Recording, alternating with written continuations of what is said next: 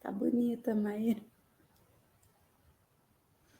Boa noite a todos, sejam muito bem-vindos. Hoje nós estamos aqui com uma live ao vivo para falar sobre uma associação muito legal dentro da aromaterapia, que é a associação dos óleos essenciais com a prática ayurvédica.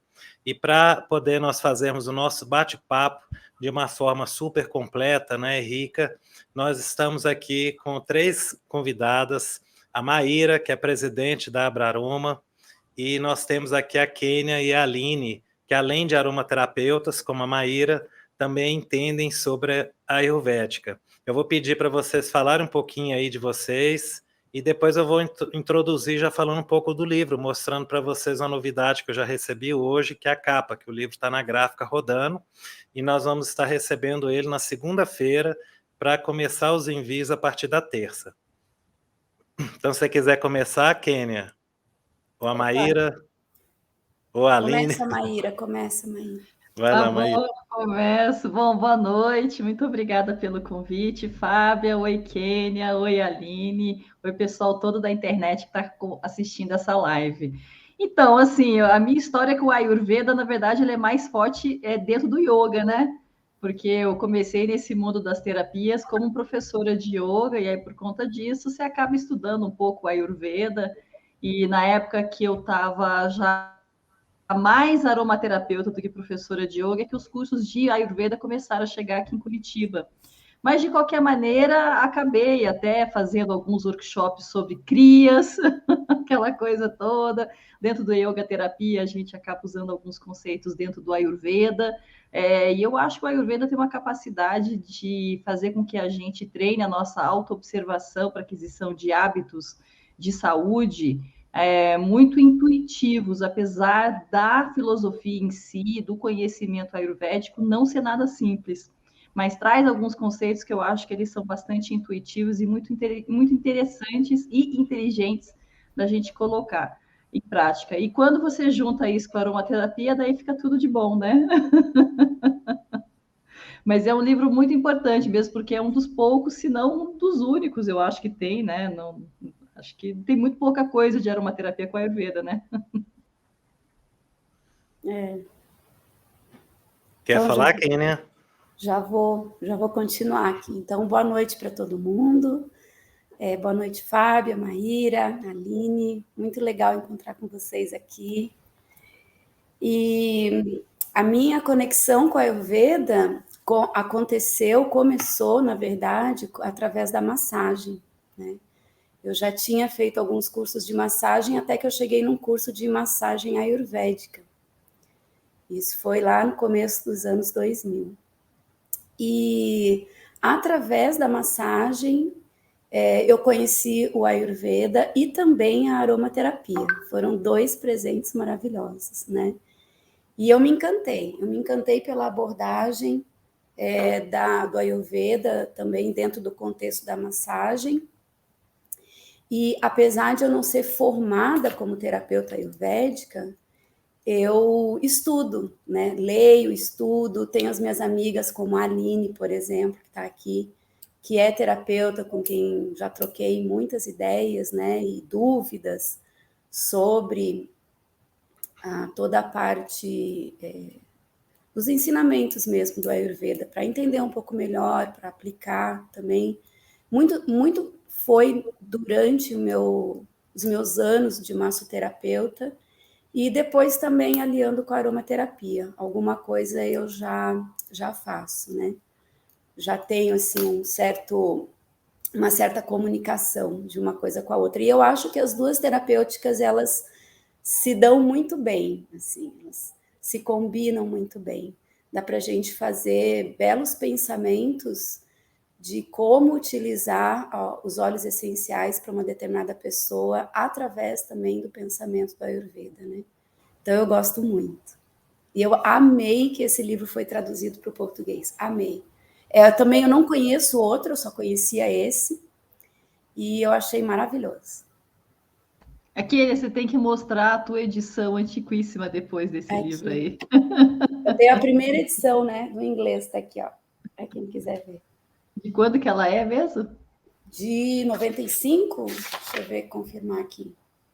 1995.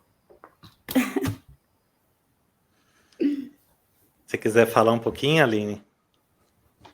Sim, bom, eu conheci o Ayurveda um pouquinho antes da aromaterapia, né?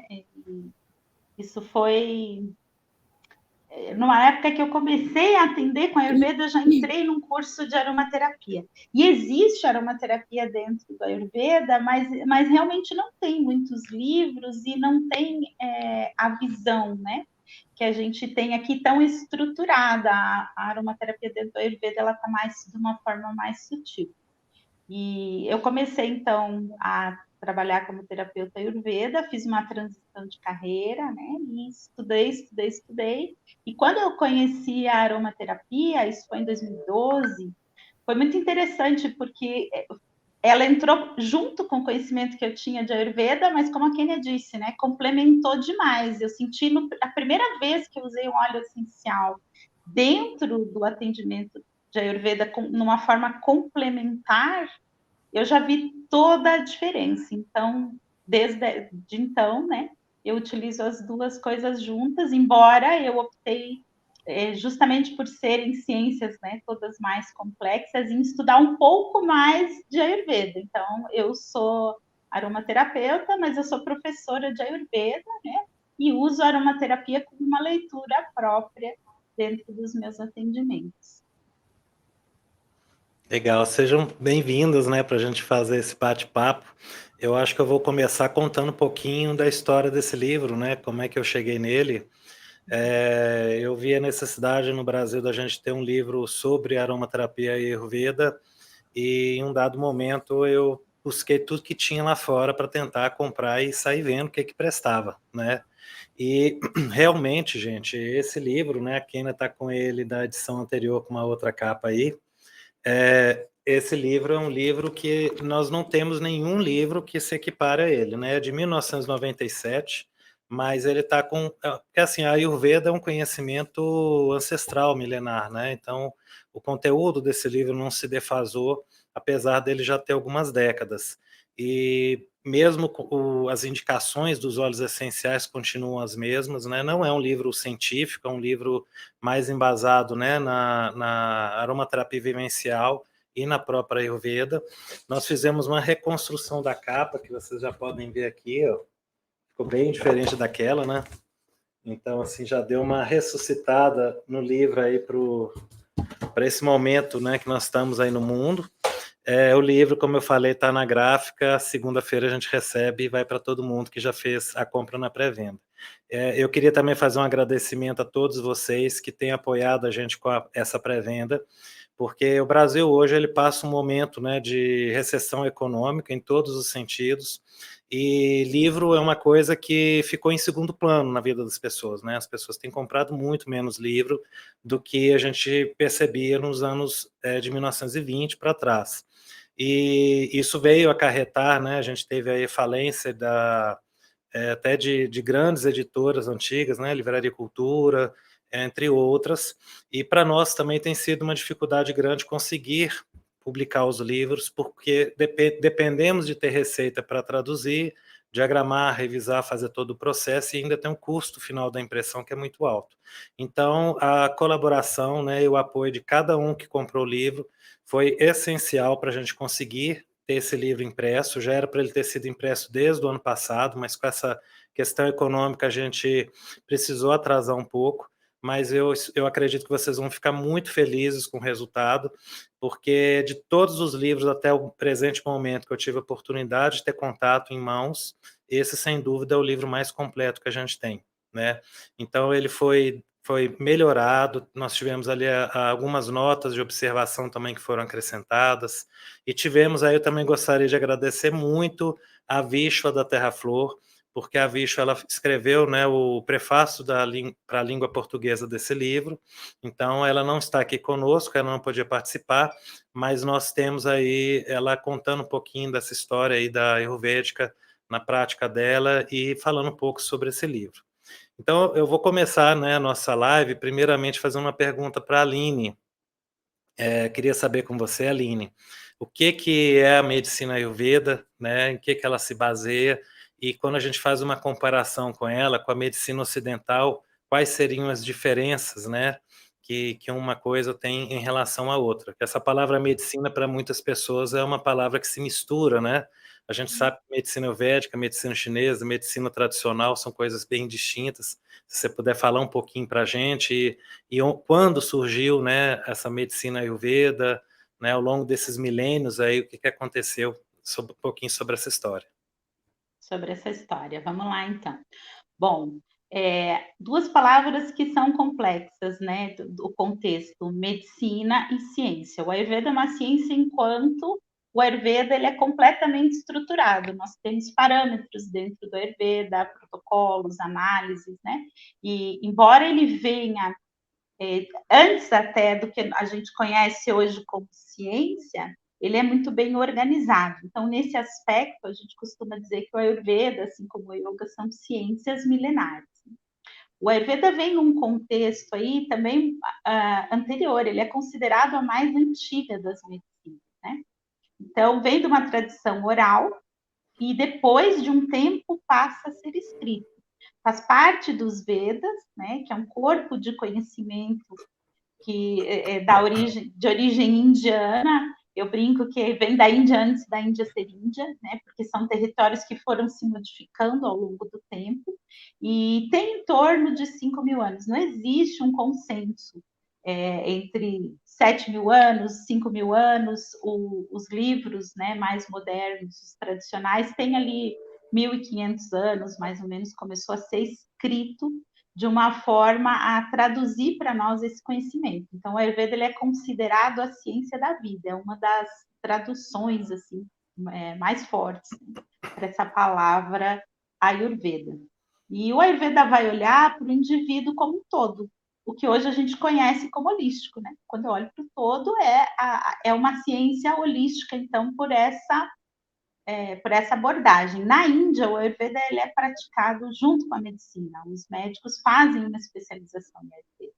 E no Brasil, o Ayurveda ele vem atuar como uma terapia complementar, porque os terapeutas, alguns são médicos, mas não precisa ser médico para ser terapeuta. Então, nós temos médicos com formação em Ayurveda, nutricionistas com formação em Ayurveda e terapeutas com formação em Ayurveda. E aí isso leva às suas várias aplicações, mas a principal abordagem nesse momento, ela é preventiva e de manutenção daquilo que nós poderíamos chamar de uma saúde positiva, porque o Ayurveda vai olhar o processo de formação da doença e vai sinalizar a partir dos desconfortos no sistema digestivo que lá na frente eu poderia adoecer. Então, eu tenho a oportunidade de usar o Ayurveda como um mecanismo para não adoecer. E ainda assim, né, na Índia, nós temos muitos tratamentos com o Ayurveda, já combinado junto com a medicina contemporânea, para doenças que ainda não se conhece tratamento aqui. Então, existe uma ampla aplicação, né?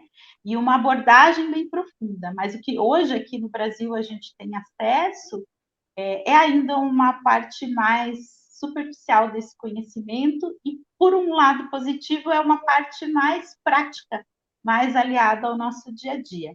E muitas pessoas ainda confundem com a alimentação, porque o Ayurveda vai tratar muito por aquilo que nós ingerimos, não só pela boca, né, a alimentação, mas aquilo que eu uso na pele. Então, como a pele é considerado um órgão de absorção, então, quando eu passo um óleo essencial com um carreador na pele, por exemplo, na visão do Ayurveda, eu estou nutrindo o meu corpo pela pele. E aí a gente começa a ter um link, né, de como a aromaterapia vai entrar junto com o Ayurveda.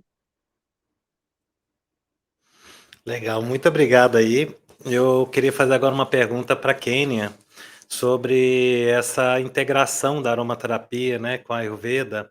Quais são os benefícios que a aromaterapia pode trazer para a Ayurveda, né? E nessa associação aí, o que a gente tem a ganhar?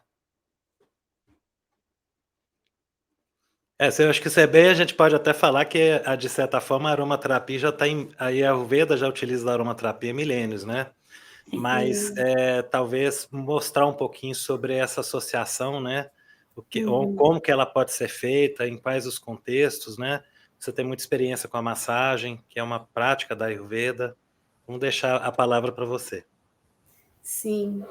Então, uma das associações que eu acho mais interessante tem relação com um dos ensinamentos do Ayurveda, que diz que o principal desequilíbrio que nos leva a adoecer nasce no nosso corpo emocional.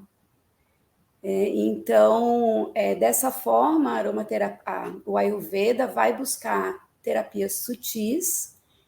Por exemplo, a aromaterapia, que é vista dentro do Ayurveda como uma terapia sutil, para tratar esse campo emocional e, então, tratar o processo do adoecimento, inclusive até para evitar adoecer. Tem essa parte, tanto do Ayurveda quanto da aromaterapia, eu gosto muito, que é a parte da promoção da saúde, né? Que é não precisar adoecer para então buscar o Ayurveda ou para buscar a aromaterapia, mas também integrar princípios do Ayurveda, como a Aline colocou de forma prática, através de conhecimentos sobre ervas, especiarias, outras práticas também relacionado com como a gente se relaciona com as estações do ano, né? E também usar aromaterapia antes de adoecer. Então, essa é uma das primeiras ligações que eu vejo e que eu abordo bastante também nos meus atendimentos, e que eu vi muito acontecer também no meu trabalho com a massagem. Porque quando chega uma pessoa para uma massagem, eu sempre trabalhei da seguinte forma: tem uma conversa breve em todas as sessões, não só na primeira, mas em todas. A pessoa chega, a gente tem uma conversa breve para entender como ela está, e então buscar ali na hora um óleo personalizado, individualizado, para aquela pessoa naquele momento. E aí, como que a aromaterapia e a Ayurveda comunicam, né? Bem na prática, para dar um exemplo assim. Se um dia está muito frio, está com muito vento, por exemplo, eu vou ter um agravamento disso em pessoas que já têm essa condição de frio e de vento instalada no corpo, que é, por exemplo, nas pessoas com dosha vata.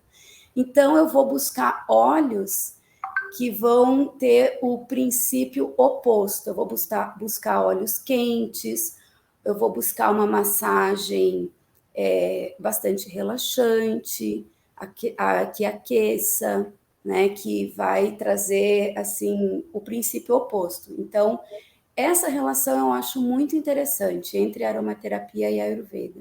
A gente pode ver nos óleos essenciais, assim como a gente vê nos alimentos, nas ervas, o que o Ayurveda traz, né, os princípios que fazem parte dos princípios elementares dos alimentos, das ervas e também dos óleos, como, por exemplo, princípios de quente ou frio, seco ou úmido, leve ou pesado, e aí a gente vai buscar o atributo oposto, geralmente, né? A gente vai buscar o atributo oposto para tratar uma condição que está se manifestando naquele momento. Então, essa é uma das formas que eu vejo que tem ligação, né, que tem relação do Ayurveda com a aromaterapia e que eu já pratico assim bastante no meu consultório também, e às vezes até em aulas, né, nos cursos. Legal. Agora tem uma pergunta para a Maíra, né? A gente tem aí a aromaterapia com inúmeros usos, né, para tratamento de questões físicas, emocionais. Queria que você falasse um pouquinho aí de quais são aquelas questões que a aromaterapia de fato é bem eficiente, né? E que acaba que, de certa forma, a gente, quando pensa também nessa associação com a Ayurveda, vai acabar funcionando tão bem quanto se fosse a própria aromaterapia independente, né? É porque, assim, tem tanta coisa, tem tanta indicação e tem tanta coisa que a gente não tem nem pesquisa se aquilo funciona ou não funciona, ou tem aquela coisa que é de boca a boca, né? E a gente, às vezes alguém vai usar no boca a boca e o negócio não dá certo. Então, se você puder falar um pouquinho desse contexto. Pois era justamente o que eu ia te perguntar. Você quer que eu diga o que está na pesquisa ou o que está na tradição? Porque o que está Pode na falar dos dois. pesquisa, porque o que está na pesquisa reduz bastante, né, Fábia? Sim, Em reduz. função de que os ensaios clínicos que a gente tem dentro da aromaterapia ainda são em número muito pequeno e, às vezes, com uma metodologia que impõe algumas dificuldades de grau de confiança, enfim. Mas, assim, eu acho que tem duas áreas onde a aromaterapia, pelo menos na tradição e como a gente enxerga a aromaterapia sendo colocada, sobretudo em ambiente hospitalar, acho que são duas áreas que são inegáveis, assim. Uma é manejo de dor, né? Eu tenho a impressão de que é uma das áreas mais interessantes e promissoras da aromaterapia. Se a gente pensar na crise dos opioides, por exemplo, nos Estados Unidos, que vira e mexe acaba sendo noticiado na grande mídia, né? Então, as pessoas viciadas em analgésicos e outros tipos de medicamentos para o manejo de dor, os óleos essenciais eles acabam sendo uma grande companhia, tanto para redução da medicação, né? Da dose em si, quanto também do espaçamento entre uma dosagem e outra. E aí, se a gente for linkar potencial analgésico de óleo essencial, é uma coisa relativamente simples de você mostrar que funciona, porque você já tem fitomedicamentos e medicamentos que usam os mesmos princípios dos óleos essenciais no mercado. Pensando aqui a grosso modo, por exemplo, aqueles que fazem link com termorreceptores na pele. Então, você vai ter aquela analgesia local por frio, por calor, tudo isso pensando no que está no mercado disponível numa farmácia convencional, a gente tem também isso dentro dos óleos essenciais. E uma outra área que eu acho que a aromaterapia tem muito a contribuir é na área das infecções. Principalmente porque o volume de pesquisa pré-clínica, ok, né? Mas se a gente for pensar na área da agricultura e na área da pecuária, tem muita coisa publicada. Na área das infecções, os óleos essenciais, eles performam muito bem. Talvez não vão performar com uma especificidade como a gente pode checar, né, como a gente gostaria, né, e eventualmente a gente encontra em alguns ou outros medicamentos da categoria dos que lidam, né, dos antimicrobianos, não falando especialmente apenas nos antibacterianos, mas eles também podem, nesse sentido, diminuir a resistência de alguns micro-organismos, ao mesmo tempo potencializando a ação de alguns antimicrobianos. Então, é uma área muito promissora, e principalmente porque você consegue ter essa ação antimicrobiana dos óleos essenciais por várias vias de aplicação. Então, a gente está falando desde o uso interno até o uso tópico, né, e passando, inclusive, pelo uso atmosférico. Seja uma aromatização, na verdade, uma difusão dos óleos essenciais no ar atmosférico, seja uma inalação direta. Então, eu penso que dor e potencial antimicrobiano são duas áreas indiscutíveis do potencial da aromaterapia. Agora, a gente tem uma terceira área, que eu só não coloquei ela tão forte quanto na primeira, porque é uma área que, para a gente delimitar as fronteiras disso, é um pouco difícil, que é a área da psicoaromaterapia, o quanto que os óleos essenciais podem ajudar na questão da saúde mental. Eu acho que a maior parte das pessoas, quando entra na aromaterapia, entra buscando algum apoio para a saúde mental e para alguns sintomas que afligem ela naquele momento, uma ansiedade, ou uma tristeza, uma melancolia, né, eventualmente uma fobia, qualquer coisa aí que você estiver pensando, entra na aromaterapia buscando uma solução, muitas vezes inalatória, para essa situação que ela está enfrentando em nível psíquico. E a aromaterapia, eu tenho a impressão de que resolve boa parte desses pequenos problemas que a gente acaba encontrando na vida de todo dia. Claro que existe um campo que está buscando a psicofarmacologia dos óleos essenciais, só que existe o outro campo que é a resposta olfativa dos óleos essenciais.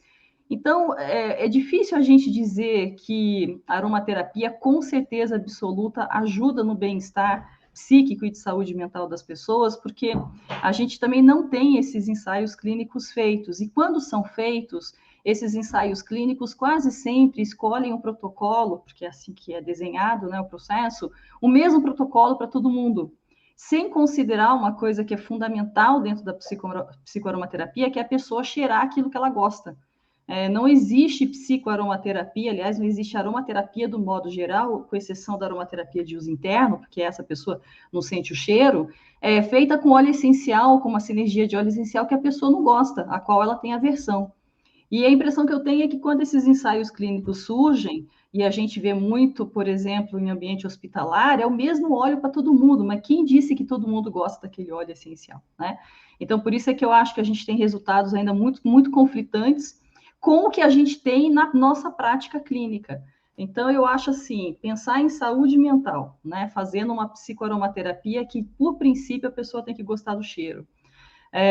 Só de gostar do cheiro, 50% do problema já está resolvido. E na área do antimicrobiano e na área do manejo de dor, eu acho que são duas oportunidades para a aromaterapia brilhar. Todo mundo quer que a aromaterapia cuide de tudo, né, Fábio? Cuide de todos os tipos de doenças. A gente sabe que todos os óleos, de uma maneira ou de outra, têm potencial antioxidante, têm potencial anti-inflamatório, têm potencial antimicrobiano, né? Mas todo mundo quer que a aromaterapia cuide de tudo. Eu fico pensando assim, se cuidar de dor, de infecção e ainda nos ajudar no nosso bem-estar emocional, pô, já não tá bom? Já é mais que suficiente, né? E aí, Fábio, se você me permite, eu só queria comentar uma coisa lá na fala da Kênia, quando ela estava falando sobre os benefícios do óleo essencial, e pegar um gancho com a Aline, porque a Aline já deu aulas na minha escola, então a gente se conhece de outros carnavais, e já tivemos a oportunidade de discutir isso. Eu acho que uma das coisas que a aromaterapia contribui para o Ayurveda é aproximar as plantas do dia a dia do praticante do Ayurveda. Porque se a gente for falar dos óleos medicados que tem no Ayurveda, se a gente for falar daquela quantidade de erva que se tem lá na Índia para trazer para o contexto, por exemplo, de um brasileiro, é impossível.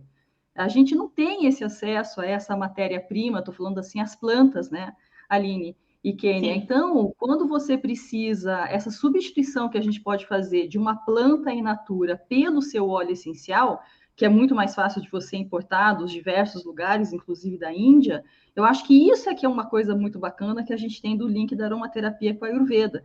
Porque imagina que a pessoa precisa, sei lá, entrar em contato, vou falar de um jasmim, porque eu não vou me lembrar dos nomes das coisas mais específicas do Ayurveda, mas enfim, que vai entrar, tem que entrar em contato com o jasmim. Como é que você traz um jasmim? Como é que você faz um óleo medicado de jasmim?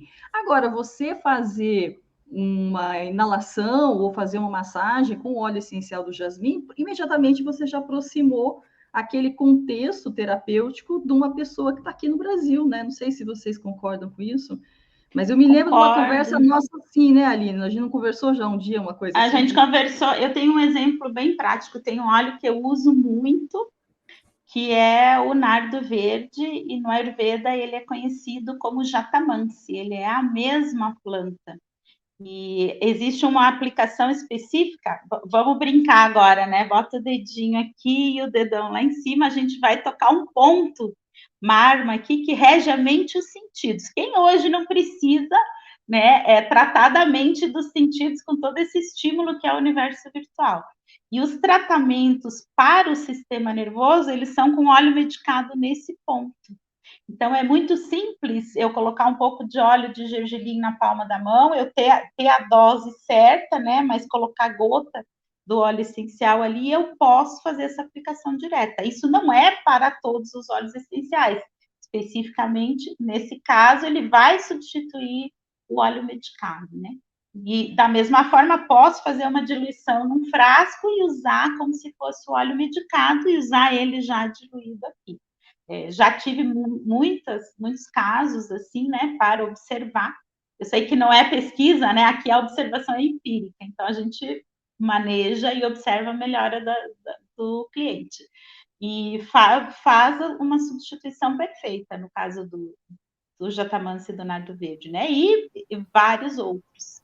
E aí já aproveitar para comentar que a aromaterapia dentro do Ayurveda é justamente isso que a Maíra falou, entrar em contato, né? Esse contato com o aroma, a forma como o aroma trabalha as nossas emoções, os corpos sutis, né? Como a Kênia colocou, enfim, todos esses pontos de ligação do sutil com o físico é a grande aplicação assim da aromaterapia que já vem junto com a Ayurveda.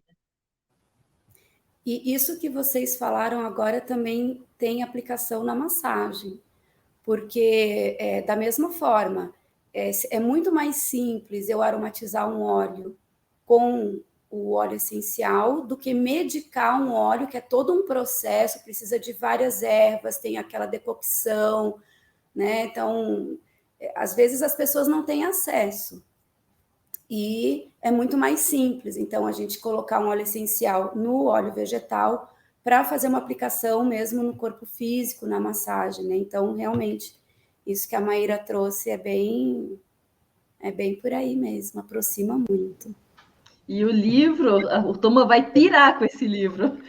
Nessa parte sutil, a turma vai pirar com esse livro, porque as pranchas de óleos essenciais desse livro e as indicações para os doshas e tudo mais é absolutamente fascinante, né, Fábio? Realmente, e fora que o livro ficou com uma qualidade gráfica para consulta também. Bom, tem o trabalho da Ângela como revisora, eu sou suspeita porque eu sou muito fã dela. A Ângela teve um trabalho... A Ângela teve um trabalho árduo nesse livro, no processo de revisão. Teve muita ida, muita volta, né? Até que a gente conseguiu aí estar com ele lapidadinho. Mas realmente é um livro que tem... são mais de 70 pranchas, né? Considerando os óleos raros também que ela coloca. Ela fala até de alguns atares. E ali ela faz as descrições e vai associando aí com os doshas. Então, realmente é um trabalho único, né? Porque a gente tem aí praticamente mais de 70, né? Quase 80 óleos essenciais com essas descrições bem colocadas. A autora, ela vem de uma família de indianos, né? A avó dela utilizava muito a Ayurveda, mas é aquela história, né? Santo de casa não faz milagre, e ela acabou que não foi uma coisa que ela logo de início entrou.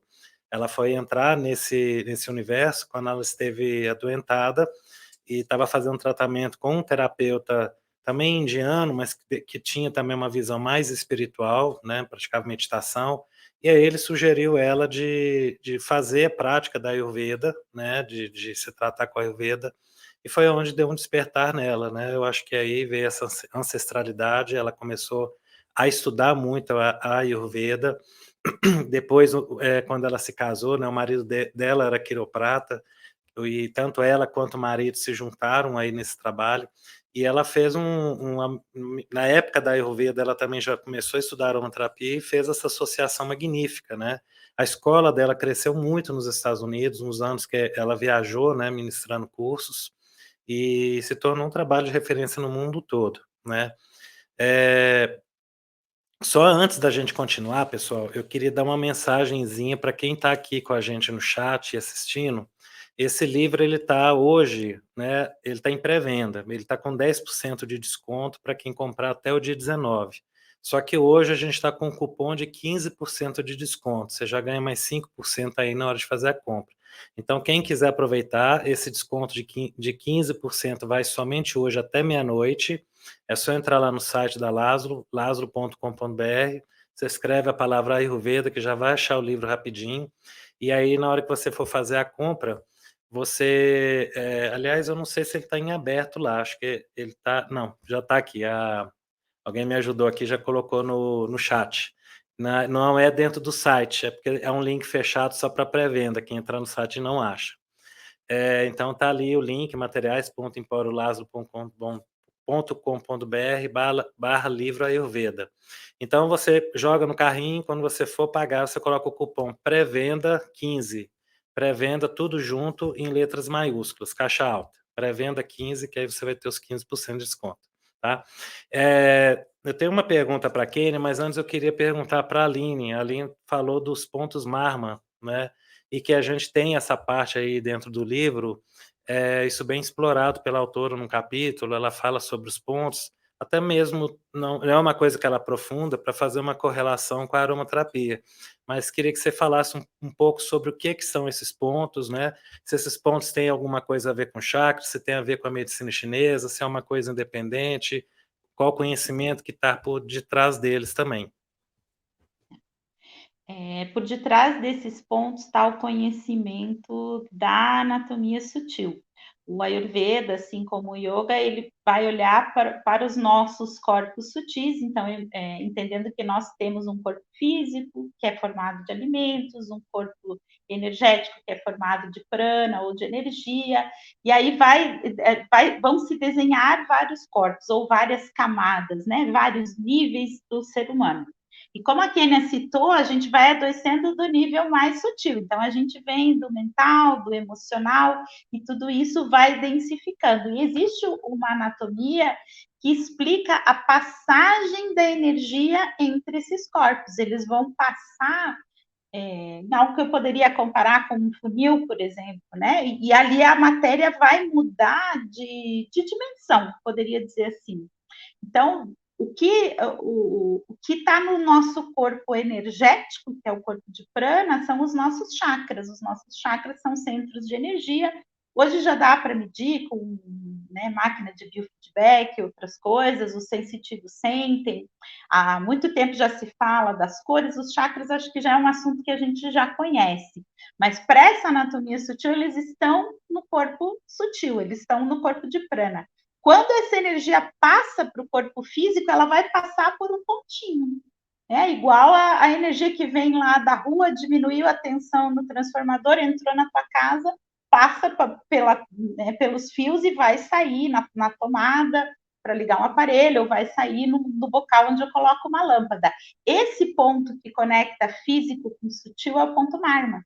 Então, o ponto marma, ele pode ser medido e sentido no corpo físico. Quando a gente cutuca aqui, né, porque eu dei como exemplo, a gente sente que é mais sensível, mas, na verdade, a energia principal que vem pelo chakra da coroa, ela vai passar por esse ponto, vem do chakra para o ponto marma, e do ponto marma ela é distribuída por canais no nosso corpo físico. Então, como eles são essa intersecção entre físico e sutil, eles são grandes pontos de cura, tanto na massagem, e a gente vai passar de várias formas, a gente passa por eles, né, numa massagem tradicional, como se estivesse ligando os pontos marma ao longo do corpo, como numa compressão direto no ponto, e aquela pastinha de sândalo aqui na testa, ela também pega um desses pontos, né? Então, a gente está mais acostumado a ver isso do que a gente pensa. E como eu posso fazer aplicação, no caso da aromaterapia, né? Porque daí a medicina tradicional chinesa vai usar moxa, por exemplo, em alguns pontos. Mas eu não sou professora de medicina tradicional chinesa, ainda sou estudante. A análise do corpo é o mesmo. Os nomes, as formas de tratamento, às vezes, vão variar um pouco. É o mesmo ser humano, é o mesmo corpo físico. Né? Mas, no tocante à aromaterapia, existe dentro do Ayurveda um livro que acho que até está esgotado, que é Ayurveda é a terapia Marma, que ele vai falar de óleos essenciais específicos para cada ponto Marma. Então, existe, né, dentro da tradição, uma aplicação direta da aromaterapia nos pontos Marma. E aí ela é bem detalhada, assim. Ah, que legal. Obrigado aí, já ajudou a dar um norte aí para muita gente que nunca nem ouviu falar desse assunto. Kênia, eu queria te fazer uma pergunta já relacionada aos óleos essenciais dentro da Ayurveda, aqueles que são mais empregados, né? E também que você falasse um pouquinho sobre, a gente sabe que lá na Ayurveda, né, nós temos os óleos medicados, que são óleos muitas vezes feitos por períodos aí prolongados, às vezes até de mais de 24 horas, né, com fervura da planta. E aí você também falasse um pouco da diferença desses óleos e da aromaterapia. Se talvez esse assunto dos óleos medicados você não conheça muito, aí a gente joga essa pergunta para a Aline, tá bom? Mas dentro da aromaterapia mais o que é mais comum, né, de quem trabalha a Ayurveda utilizar como óleo essencial no dia a dia, né, quando vai atender alguém para fazer uma massagem, para fazer algum procedimento da medicina ayurvédica. Bom, Na verdade, todos os óleos que podem ser usados também podem ser usados dentro do contexto do Ayurveda, né? A gente não tem, assim, óleos específicos, não, esses aqui são para o Ayurveda, porque a gente vai buscar, na verdade, os óleos que tenham características que auxiliem aquele indivíduo. Então, partindo do princípio do Ayurveda, a gente vai ver se esse indivíduo está com um agravamento, por exemplo, de Vata, Pitta ou Kapha, que são os doshas que constituem as pessoas, né? E que traz para cada um desses doshas, para cada um desses indivíduos, traz características específicas e que, em conexão com a vida diária, com a estação do ano, com alimentação, com hábitos de vida, a gente pode ter o nosso dosha ou algum dosha secundário nosso agravado. E aí a gente vai ver quais são essas características que estão agravadas, é um tipo de abordagem, né? Aí a gente vai ver que características essas que estão agravadas e a gente vai buscar nos óleos essenciais características que seriam opostas, para então pacificar, diminuir aquilo que está agravado. Então, dando um exemplo, no caso de uma pessoa que é regida pelo dosha Pitta. Pitta é constituído por fogo e água, né, Maíra?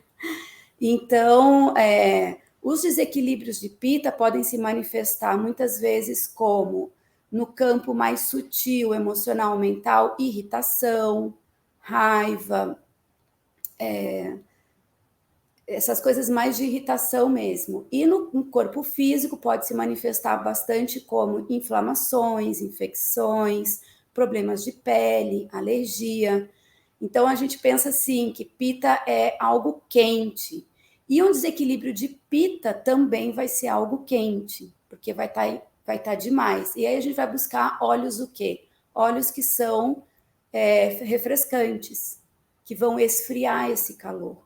Como os óleos, como por exemplo, um exemplo bem interessante aqui é a camomila, que é um óleo leve, um óleo de flor, um óleo que é anti-inflamatório e que também é refrescante. A lavanda, a camomila, os pitas também gostam muito da hortelã, porque a hortelã refresca, né?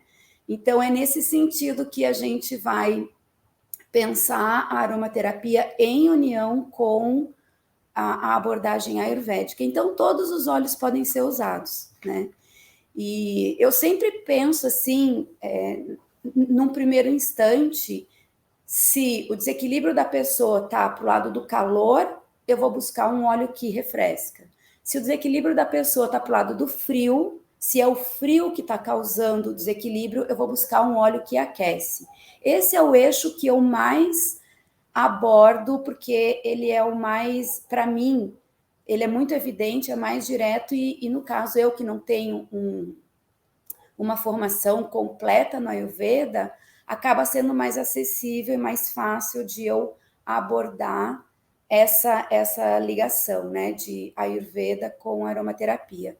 Então, é principalmente o eixo quente e frio, e também o eixo do seco e do úmido, e do leve e do pesado.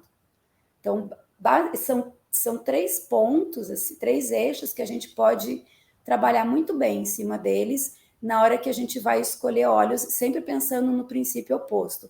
É uma abordagem um pouco superficial, essa que eu estou trazendo aqui, mas para quem é leigo no assunto também eu acho que é mais fácil de entender, né? Porque, claro, quem é formado na Ayurveda vai ver muito mais profundo, vai ver questão dos subdoshas, vai ver muitos outros eixos ali que talvez precisa analisar individualmente para fazer uma indicação mais profunda, né?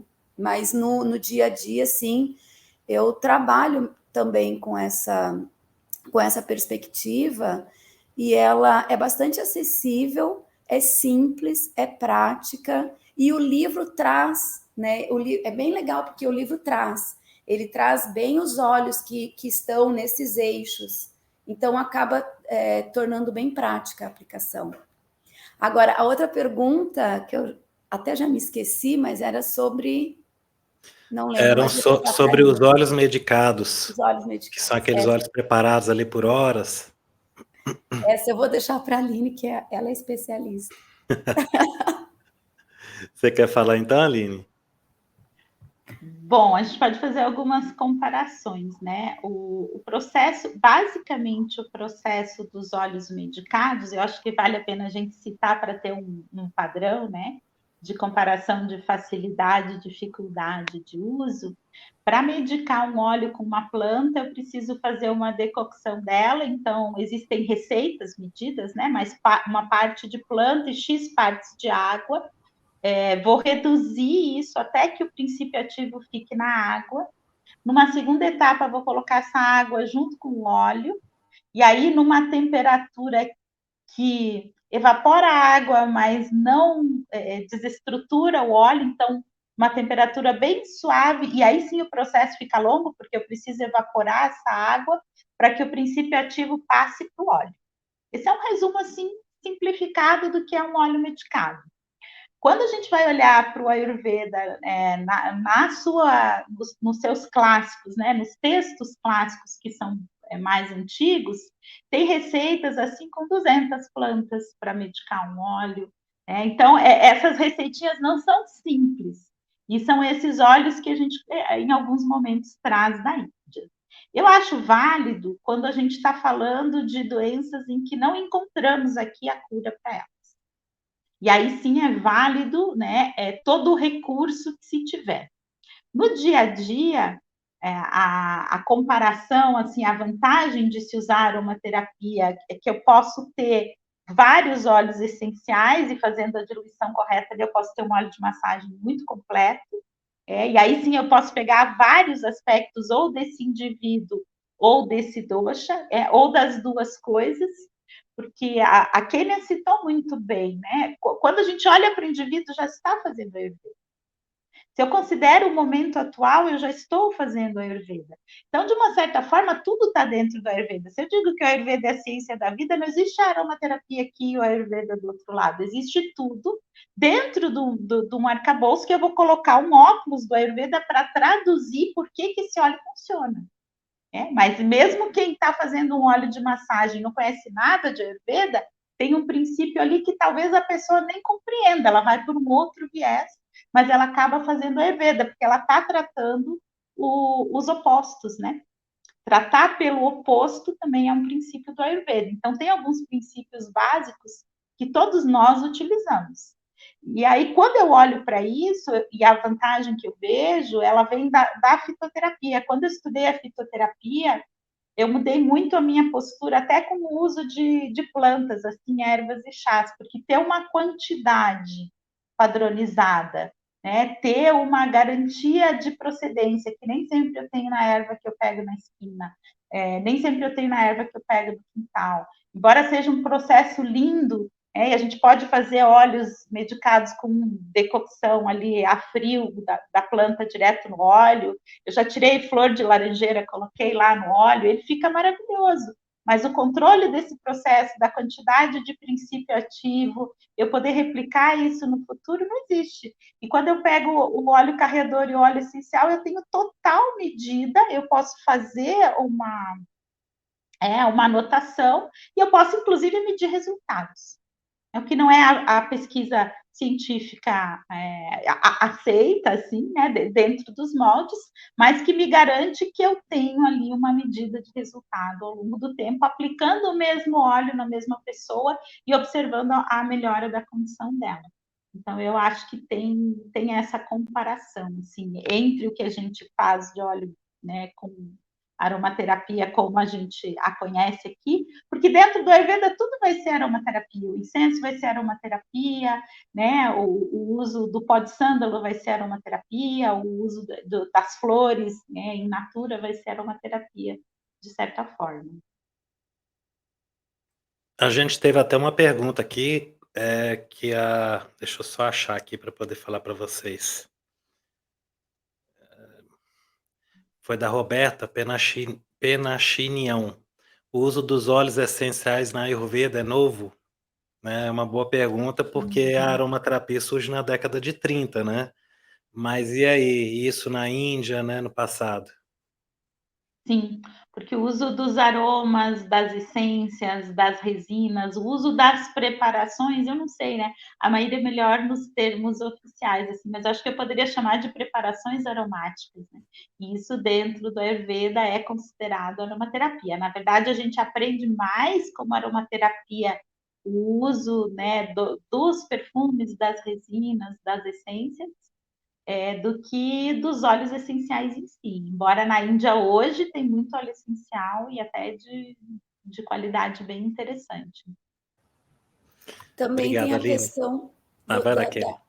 também tem a questão da alimentação, né? Quando a gente está fazendo um chá ou quando a gente está temperando o nosso alimento, o uso das especiarias dentro do Ayurveda não deixa de ser uma aromaterapia também, né? Então, assim, pode não ter o uso do óleo essencial como a gente conhece hoje, mas o princípio aromático está ali, né? Então, durante o feitio dos alimentos, dos chás, né? Então, a gente tem ali também um princípio de aromaterapia junto do Ayurveda. Isso é muito antigo, é tão antigo quanto o conhecimento do Ayurveda a partir do momento que ele foi sistematizado, né? Esse livro do qual a gente está falando hoje, né? A autora ela tem um capítulo dedicado às especiarias e os óleos essenciais na gastronomia. Então é bem interessante essa parte também, que já desde os anos 90, né, quando esse livro saiu, ela já estava tocando aí um pouquinho dentro desse assunto. Mas agora minha pergunta é para a Maíra. A Maíra falou um pouco sobre aquela questão do uso da aromaterapia para as doenças mentais. Então, eu queria que você falasse um pouquinho disso, né? Qual o potencial aí da aromaterapia e da própria medicina ayurvédica nesse contexto, né, das doenças mentais. O que mais tem sido estudado em relação ao uso dos óleos essenciais nesse contexto, principalmente depois que a gente teve a pandemia, né, que as pessoas ficaram enclausuradas e tiveram que usar muito óleo essencial para dar conta. E agora a gente ainda está aí colhendo, né, esse estresse pós-traumático que deixou aí grande parte da população ainda depauperada mentalmente e emocionalmente. Se puder falar um pouquinho, de repente, quais são os óleos mais interessantes também nesse contexto? Então, Fábio, assim, essa pergunta dá uma outra live, né? Tá, Porque é o mundo, verdade. né? Falar de saúde mental é o mundo, né? Mas eu vou tentar trazer alguns pontos que eu acho que são importantes, né? O primeiro ponto é que eu acho que eu já tinha mencionado anteriormente, mas eu vou retomar. Assim, não dá para a gente falar em psicoaromaterapia. Psicoaromaterapia é quando a gente direciona a aromaterapia para a parte psicológica, né? Vamos cuidar do emocional. Não dá para fazer aromaterapia com óleo essencial do qual não se gosta. Isso eu acho que tem que estar na cabeça de todo mundo, né? É uma coisa tão forte isso, tão forte, que algumas pesquisas que foram relatadas pela doutora Rachel Hertz, que é talvez uma das maiores neurocientistas e pesquisadoras do olfato e do paladar que existe no mundo inteiro, né? Ela é uma pesquisadora muito atuante. Agora ela não está mais no Monell Chemical Sciences lá dos Estados Unidos, mas esteve lá durante muitos anos, né? E ela tem um livro muito interessante que se chama The Scent of Desire, e lá ela relata algumas pesquisas que foram feitas com olfato, e algumas dessas pesquisas mostraram como a experiência olfativa é sugestionável. Então, a palavra que existe para isso é que o olfato é contexto dependente, né? No sentido de que se você, por exemplo, me lembro aqui de uma dessas pesquisas, se você, por exemplo, convida alguns estudantes universitários de ambos os gêneros, né? E fala para eles, depois de uma prova particularmente difícil, sentarem numa sala e relaxar, se você disser que o óleo de lavanda que eles vão cheirar relaxa, eles ficam nervosos. Se você disser que o óleo essencial vai atrapalhar, eles ficam tranquilos. Como é que se explica isso, né? Bom, porque a expectativa de que eles relaxariam fez com que eles nem se importassem de relaxar. Então, tem várias pesquisas que ela vai citando nesse livro nesse aspecto, de modo que qualquer narrativa que a gente embute a um óleo essencial, ela interfere demais na nossa experiência olfativa e, por consequência, no tipo de experiência que a gente vai ter inalando aquele óleo essencial, com aqueles efeitos que a gente vai obter daquela experiência olfativa. E não gostar de um óleo essencial é garantia de que aquela aromaterapia não vai funcionar, garantia, né? E não só do cheiro em si, a potência do óleo essencial também é muito importante, porque se você tem um óleo essencial de cujo cheiro você gosta, mas ele satura demais o teu olfato por estar uma concentração atmosférica muito grande, isso também gera uma outra resposta diferente no teu organismo. Então, nós podemos relaxar com o óleo numa baixa concentração, lá por metro cúbico, e podemos ficar irritados e ansiosos com o mesmo óleo se a concentração acabar sendo maior. Então, eu acho que esse é o primeiro ponto que a gente precisa entender. E quando a gente está falando em termos de saúde mental e óleos essenciais, a gente está falando de olfato, só que é claro que existe uma área de pesquisa falando sobre o uso interno dos óleos essenciais e visando especificamente a modulação de certos neurotransmissores. Essa é a tua especialidade, inclusive, né, Fábia? É você que nos ensina sobre tudo isso. Jair Guilherme também vem falando muito sobre isso, né? Essa questão da psicofarmacologia, inclusive através da ingestão dos óleos essenciais. Mas hoje em dia, embora a farmacologia para tratamento de determinadas condições de saúde mental seja o tratamento padrão, a gente está há poucos meses uma revisão sistemática que foi feita, por exemplo, no London College, de uma grande pesquisadora, dizendo que a hipótese do desequilíbrio serotonérgico não está na causa da depressão. É uma pesquisa de outubro de 2022. Então, é uma área tão complexa para a gente dizer que, com certeza, se você usar um óleo que vai te modular via GABAérgica, serotonérgica, dopaminérgica e o GABA4, vai te resolver.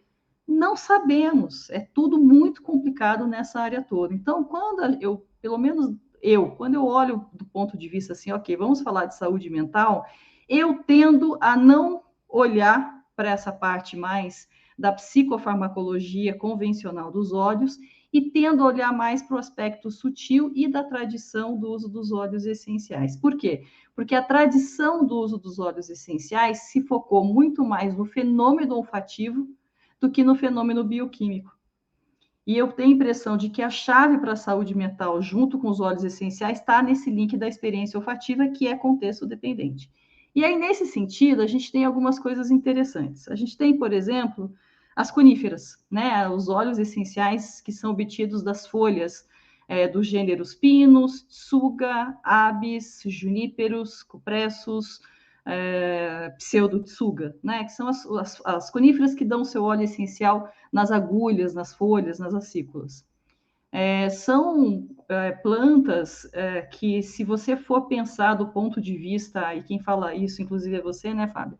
Se você for olhar do ponto de vista da assinatura dessa planta, da assinatura morfológica dessa planta e olfativa, são plantas que permitem com que você releve um pouco aquela preocupação do dia a dia e vá viver de coisas que realmente importam, mesmo porque são plantas que estão ascendendo, né? Elas estão mais no eixo vertical do que no eixo horizontal. E quimicamente, elas têm uma quantidade de terpenos, ok, mas tem uma quantidade de ésteres bastante significativa. E parece que alguma coisa existe aí do banho de floresta que vai corroborar essa coisa toda, de que você se beneficiar dos óleos essenciais de coníferas te traz realmente uma grande solução em termos de conforto emocional. Mas são plantas normalmente esquecidas. Se a gente pega, pelo menos aqui no Brasil, principalmente porque a gente não convive com essas florestas de conífera como as pessoas no hemisfério norte, a gente esquece da utilização que a gente pode ter de um pinheiro silvestre, de um junípero, de um abeto prata, abeto siberiano, espruce preto, espruce canadense. E eu tenho a impressão de que esse é um grupo muito especial quando a gente está falando em termos de saúde mental. Tanto para uma questão de relaxamento, como para uma questão de foco, que hoje é um problema assim, que já está atingindo crianças até na idade de pré-alfabetização, ou então, às vezes, até antes. Eu já peguei, por exemplo, algumas mães me pedindo, né, uma solução para os filhos que não se concentram. Aí eu for perguntar a idade da criança, tem 4 anos. Eu falo, mas não tem que se concentrar nessa idade, mas tudo bem. Então, quando a gente pensa em foco, todo mundo vai assim, não, vamos colocar limão, vamos colocar alecrim, vamos colocar limão, vamos colocar alecrim, vamos colocar eucalipto, mas não está entendendo que a questão do foco não é o foco em si. Foco não é você ligar em uma coisa, foco é você desligar todas as outras. E quem vai fazer esse desligamento, para mim, são essas coníferas que produzem óleo essencial nas folhas. Agora, para a gente chegar nesse tipo de compreensão, a impressão que eu tenho, Fábia, Aline, Kênia, é que isso não vem de uma visão da biomedicina convencional. Essa maneira de você pensar e olhar através e ao redor do que está acontecendo na vida daquele sujeito, na minha experiência prática, vem das medicinas ditas complementares e integrativas. Quem me ensinou a olhar para o ser humano da maneira como eu olho hoje não foi a biomedicina, foi o yoga e, por extensão, o Ayurveda. Quem diz para nós que o problema da pessoa não é ela ligar para conseguir ficar estudando, mas é desligar do resto, porque daí ela vai relaxar e aí ela vai ter foco, não foi a psicologia convencional, foi justamente o yoga e todo o conhecimento sobre os corpos sutis, o conhecimento sobre o impacto da alimentação, das toxinas mentais, os crias que você faz, porque dentro, quando a gente vai falar do yoga, não existe um corpo fazendo asana, né, que são as posturas. Existe um corpo, uma mente e uma alma fazendo asana. O Iyengar, que foi meus últimos anos que eu estudava e praticava yoga, eu praticava Iyengar, né?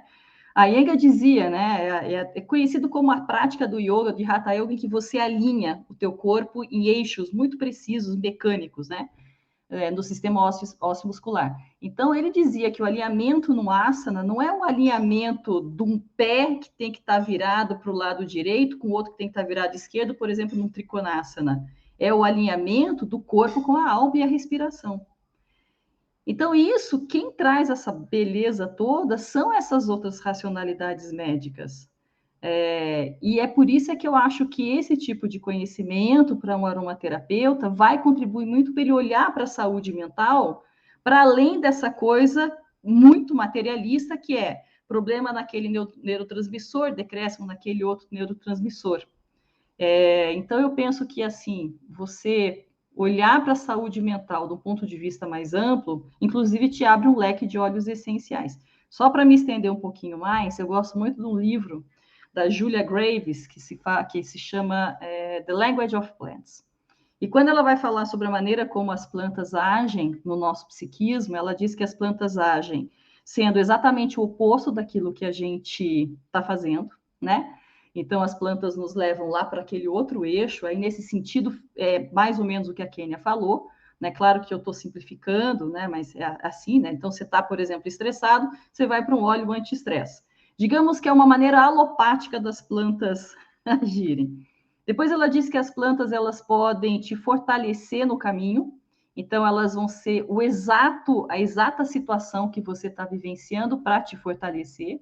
E aí, nesse sentido, assim, você está bastante disciplinado, isso está te fazendo bem, não virou uma coisa ruim, então você vai usar plantas que te mantêm nessa disciplina. Depois ela fala que a planta pode te trazer para um centro, que é quando você fica meio, né, oscilando entre os dois extremos, aí você para no centro e você encontra o caminho do meio. E, finalmente, a planta diz que ela pode ser um impulso para alguma coisa nova que você deva fazer. E na saúde mental, quando a gente mapeia em que ponto que a pessoa está, se ela está vivenciando um extremo de maneira negativa, ou se ela está vivenciando a dificuldade de se manter no caminho do meio, ou se ela não está indo para algum local novo, surge uma porção de leques de plantas, e não apenas a lavanda, não apenas, né, que a gente sempre fala a camomila, não apenas a rosa, mas de repente você acaba descobrindo que um alecrim cânfora vai relaxar a pessoa. Porque isso é uma coisa difícil até para quem está estudando aromaterapia. Você fala assim, tem plantas que são sedativas e tem plantas que são relaxantes. E tem plantas neurotóxicas que acabam sendo relaxantes. Como é que você explica que uma lavanda canforada ou um alecrim canforado possa relaxar uma pessoa se são plantas tão com substâncias tão neuroestimulantes, como a própria cânfora, o cineol e sei lá o quê? É porque tem alguma outra coisa acontecendo ali por trás. Talvez a gente ainda não consiga explicar do ponto de vista bioquímico, mas com essas outras racionalidades médicas a gente consegue explicar. Muito antes, por exemplo, da gente ficar falando sobre a questão serotonérgica da lavanda, me lembro de sentar em congresso com a Kênia, inclusive no seu, que você promoveu em 2012, e a gente ia ouvir pela primeira vez que tinha gente que não relaxava com lavanda verdadeira. Aí a Kênia olhava para mim e falou assim, mas também é muito vata. Quer dizer, aí a explicação para isso surgiu 10 anos depois. Mas a gente, com o conceito nosso lá de vata, kapha e pita, a gente já estava dando o entendimento de por que a lavanda não funcionava para dormir e já não estavam mais indicando a lavanda para quem era muito vata. Então, eu tenho a impressão de que essas racionalidades médicas, elas explicam antes o que a biomedicina vem provar depois. Por isso é que eu acho que é um conhecimento do qual a gente não pode prescindir, né? Mas eu encerro por aqui, falei muito, obrigada. Adorei, Maíra. Isso que você falou agora eu chamo de nuances de atuação dos óleos essenciais que a gente vai aprendendo com a prática, com a observação, com as trocas entre nós, com o pensamento, pensando como que a Ayurveda comunica com a aromaterapia, ou quem é da medicina chinesa, né? Como que comunica uma coisa com a outra.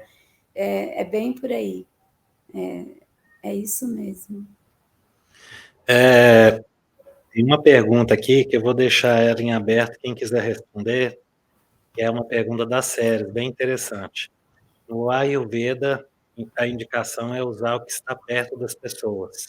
Então, com relação aos óleos essenciais que estão em outros continentes, como fica?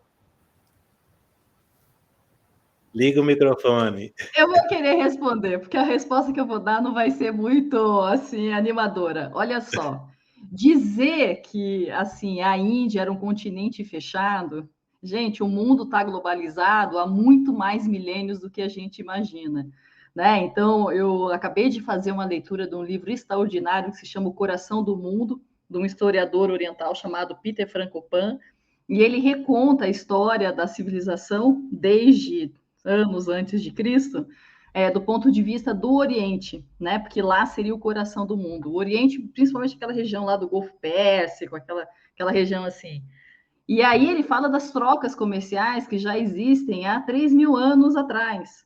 Então, essa coisa de dizer que as plantas que crescem perto é aquela que a gente tem que usar, mas, sei lá, muitos milênios atrás já tinha planta sendo levada para um outro lugar e aquela troca existia. Então, eu meio que questiono um pouco esse conhecimento, assim, de que o que está perto de você é o que você tem que usar, porque, na verdade, as plantas estão viajando com a humanidade desde que a humanidade começou a caminhar, né? Então, sei lá, mas eu só queria dar essa opinião minha aí para colocar uma lenha na fogueira. É uma reflexão boa, né? Se a gente for analisar, tem determinadas plantas que estão aí cruzando continentes há um tempão, né? Até, por exemplo, tem faraó que foi encontrado no túmulo dele, né, no sarcófago, folhas de coca, que são ali dos maias, né? Cannabis que foi encontrada lá na região dos maias e que era de outra parte do mundo, né? Então, essas rotas, né, de troca de plantas, especiarias, uma infinidade de coisas, é muito mais antigo do que a gente... Na verdade, eu acho assim péssimo quando falam que Pedro Álvares Cabral descobriu o Brasil, porque, na verdade, foi assim, foi quando os portugueses chegaram e bateram lá no cartório que tinham achado esse continente, mas só serviu para o cartório deles lá, porque aqui a gente já tinha milhões de índios, né, no continente inteiro vivendo, e tem uma história muito mais longa do que a gente imagina, né?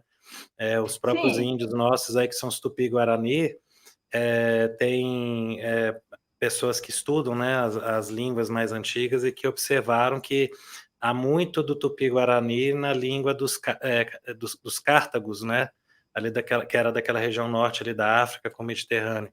Então, que boa parte desses índios que chegaram ali na região nordeste, norte do Brasil, eram cártagos que vinham para fazer tráfico, né, de madeira, de ouro, de outras coisas, e acabou Olha que em algum só. determinado momento ficaram por cá.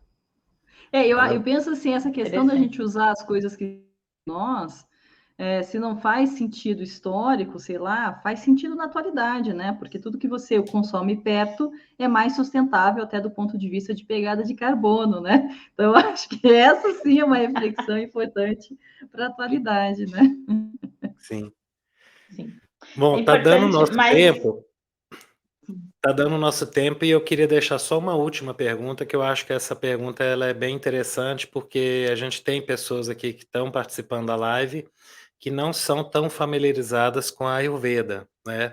E aí eu queria deixar em aberto também, não sei se a Aline ou a Kênia vão querer, qual das duas vão preferir responder, mas é para falar o que são doshas, né? E qual que é a importância dos doshas aí na medicina Ayurveda, se dá para praticar a medicina Ayurveda sem entender sobre os doshas, porque o livro que a gente, né, tá lançando aqui, nós falamos aqui, que é esse, né, sobre a Ayurveda e aromaterapia, a autora ela tem um capítulo falando sobre os doshas e depois as descrições todas dos óleos essenciais eles entram.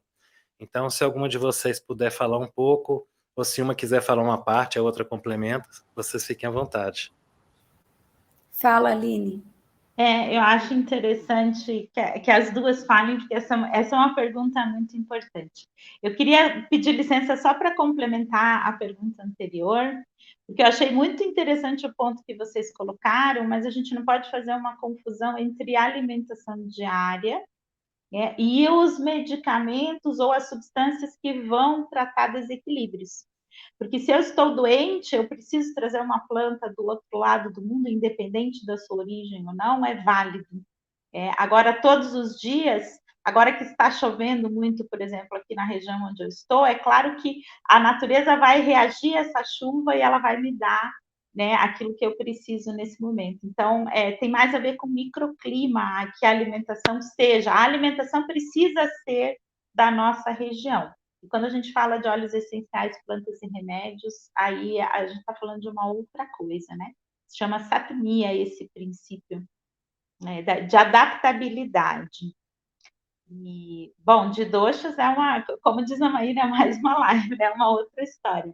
Mas o mais importante dos doshas, e para a gente não entrar no aspecto aula, né, é que eles são um padrão de autoconhecimento. Então, pela análise dos doshas, e o livro vai falar bastante disso, e tem outros momentos para a gente falar disso, mas eu vou descobrir aquilo que tem em mim.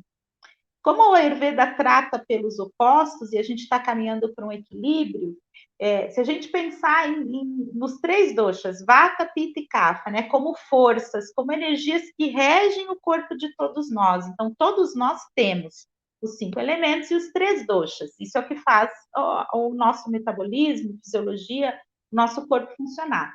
Mas aquilo que eu tenho em maior porção é o que primeiro desequilibra. Então, são 3 copos com quantidades diferentes de água. O copo que está mais perto da borda, o copo que está mais cheio, é o que vai transbordar primeiro. E conhecer isso é conhecer o meu limite, né? Então, nesse sentido, é autoconhecimento. A gente já deu bastante exemplo de Pitta, né? Então, a gente pode falar, o Pitta tem calor, né? A questão dele é a irritação. Se eu colocar um pouquinho mais de calor, se eu colocar ele no sol ali perto do meio-dia e der uma comida com pimenta, ele vai explodir, né? Antes do meio-dia e 1.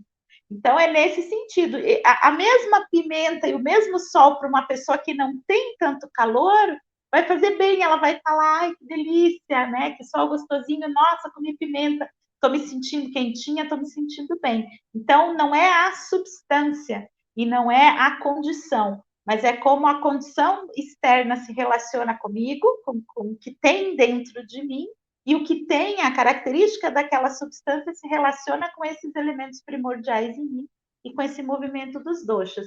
Aí eu acho que dá para a gente ter uma ideia, e aí vale a pena depois que as pessoas lerem, realmente estudarem. Isso é assunto, né? Eu acho que é assunto para a vida também, né? Kênia, por gentileza. É um assunto amplo, né? Muita coisa. Que era mesmo só para dar uma pincelada aí para quem que está aqui conosco queria saber um pouquinho mais. Antes da gente finalizar, eu queria perguntar para você, Aline, se você puder falar. Uma pessoa fez a pergunta sobre o livro dos Marmas. Aí, se você puder citar o nome do autor e o nome do livro, para que a pessoa possa procurar, né, para ela complementar o conhecimento dela. Sim, sim. E se for possível, rapidinho, que eu vi a Kênia falar de doshas também, porque essa é uma visão bem interessante. O livro se chama Ayurveda e a Terapia Marma, e ele tem 3 autores, se eu não me engano, é o Dr. Frauly, Hanad, e talvez eu erre o terceiro autor, mas ele tem 3 autores, Mas pelo tá? título, quem jogar no Google Ayurveda já e a vai achar. terapia Marma, e tem 3 Aí acho. autores, 3 professores indianos bem conhecidos, tá? Também fico à Tá ótimo. disposição, né? O meu Instagram está na tela ali. Quem quiser fazer perguntas depois por mensagem, fica à vontade. Tá bom. Você vai falar? Aline, assim, a explicação que você deu de dosha eu achei mais do que perfeita. Nunca vi alguém conseguir resumir tão bem um assunto tão complexo. E acho que eu não tenho muito o que complementar. Para mim, o que trouxe, assim, de contribuição muito grande com relação ao estudo dos doshas e do Ayurveda é a compreensão sobre os 5 elementos, né, que são os elementos que compõem tudo que existe. Então, entender como esses elementos nos compõem, como eles se relacionam dentro da gente, como isso se relaciona com o nosso externo, como o externo influencia sobre os nossos elementos, né? Eu acho esse conhecimento fantástico e realmente promove muito o autoconhecimento. Porque quando eu me percebo muito quente, irritada, vermelha, ou, né, inflamada, eu vou entender que tem outros elementos, como a água, a terra ou o ar, que pode pacificar esse fogo, e o contrário também.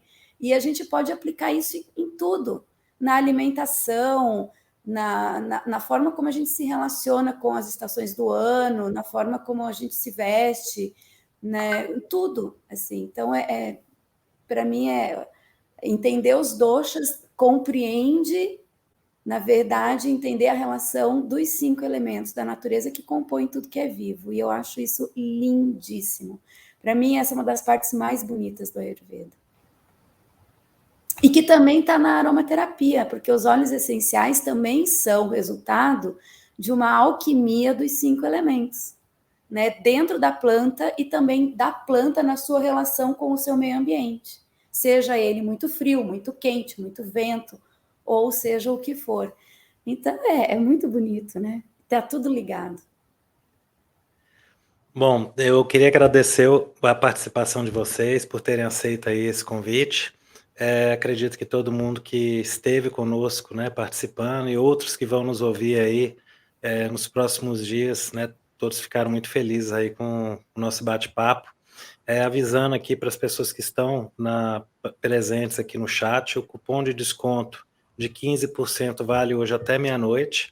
Quem comprar depois de meia-noite já perdeu, tá? Então é só ir lá no linkzinho que já tem aqui no chat, clica lá, e aí no finalzinho da compra você coloca pré-venda 15, que aí você tem direito a esse desconto. Quem não comprar hoje, a partir de amanhã vai ter só 10% de desconto, que vai até o dia 19. A partir do 19 o preço é normal e aí já entra em todas as livrarias, tá bom? Então, não sei se vocês têm alguma palavra final que alguém queira dar, se alguém quiser falar alguma coisinha para a gente encerrar, senão fechamos por aqui, tá?